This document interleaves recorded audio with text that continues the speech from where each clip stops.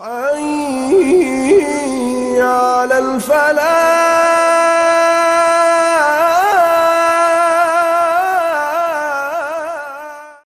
نبی علیہ السلام نے ارشاد فرمایا قرب قیامت میں لوگ اپنی بیویوں سے زنا کریں گے۔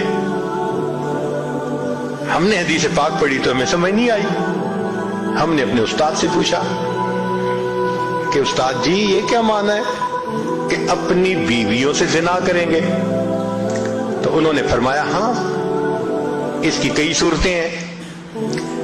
ایک صورت تو اس کی یہ ہے کہ مرد یا عورت کوئی کفریہ بول دے اور نکاح ٹوٹ جائے اور ان کو اس کا پتہ ہی نہیں کہ نکاح ٹوٹا یا نہیں۔ اور واقعی آج تو کفریہ کلمات کا علم ہی نہیں لوگوں کے پاس۔ بہت سینسیٹیو مسئلہ ہے یہ۔ مالا بدہ من میں فارسی کی کتاب ہے، ہم مفتی صاحب سے پڑھ رہے تھے تو جب انہوں نے کلمات کفر پڑھائے تو ہماری آنکھیں کھل گئیں۔ اس میں حضرت مفتی کفایت اللہ رحمۃ اللہ علیہ نے لکھا ہے نا، مفتی قاضی ثناء اللہ پانی پتی رحمۃ اللہ نے لکھا ہے کہ اگر دو بندے گفتگو کر رہے تھے، ایک نے کہا کہ یہ تو شریعت کی بات ہے اور اگلے نے جواب دیا رکھ پرے شریعت کو فقد کفر، وہ آدمی کافر ہو گیا۔ شریعت کے بارے میں ایسی بات کہہ دینا کہ رکھ پرے شریعت کو، ایمان کہاں بچتا ہے؟ سوچئے۔ تو ہمیں چاہیے کہ ہم علماء سے پوچھیں کہ بھئی کلمات کفر کون کون سے ہیں۔ یہ نہ ہو کہ کہیں ایسے جملے ہم بولیں، کئی جملے تو بہت کامن ہیں۔ مثلا علماء نے لکھا ہے کہ کسی نے کہا کہ کہاں رہتے ہو؟ دوسرے نے کہا فلاں جگہ رہتا ہوں۔ او خدا دے پچھاوڑے، خدا کے پچھاوڑے یعنی خدا کے پیچھے رہتے ہو، فقط کفر، ایسا بندہ کہنے والا کافر ہو جاتا ہے۔ تو ان کا علم حاصل کرنا ضروری کہ کہیں ہم تو اپنی گفتگو میں کوئی ایسی بات نہیں کہہ جاتے، اور اگر نکاح ٹوٹ گیا تو پھر اپنے ذہن میں میاں بیوی رہ رہے ہیں اور زنا کا گناہ لکھا جا رہا ہے۔ تو فرمایا کہ مرد قرب قیامت میں اپنی بیویوں سے زنا کریں گے۔ ایک صورت تو یہ ہے، یہ کفریہ کلمہ بیوی بولے تو بھی نکاح ٹوٹا، خامد بولے تو بھی نکاح ٹوٹا۔ اور دوسری صورت ایک دوسرے کے ساتھ آرگومنٹس، اور یہ تو ہر گھر کی آج بات نظر آتی ہے۔ جس گھر میں دیکھو الا ماشاء اللہ وہی حال ہے۔ جب شادی ہوئی میں بولتا تھا، بیوی سنتی تھی۔ اس نے کہا پھر؟ کہتے پھر بچے ہو گئے، پھر بیوی بولتی تھی میں سنتا تھا۔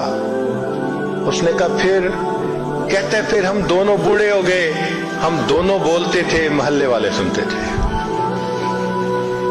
تو بڑھاپے میں آرگومنٹس اور زیادہ۔ اب ان آرگومنٹس میں ہوتا کیا ہے کہ مرد کی زبان سے کنائے میں طلاق نکل جاتی ہے۔ کنایا کہتے ہیں کہ لفظ تو طلاق کا نہیں بولا، لیکن بات ایسی کر دی کہ جس کا مفہوم طلاق والا ہوتا ہے، اس کو کنائے میں طلاق کہتے ہیں۔ اب یہ گناہ بہت زیادہ ہے کہ غصے میں کہہ دیتے ہیں چلی جا، مجھے تیری کوئی ضرورت نہیں آج کے بعد۔ اس قسم کے الفاظ کہ جس کا نتیجہ یہ نکلے کہ تم میری بیوی نہیں ہے، اس کو کنایا کہتے ہیں۔ اب اس کے مسئلے بھی سیکھنے چاہیے۔ بھئی نکاح کیا ہے تو کیسے ٹوٹ سکتا ہے، یہ مسئلے بھی تو آنے چاہیے نا۔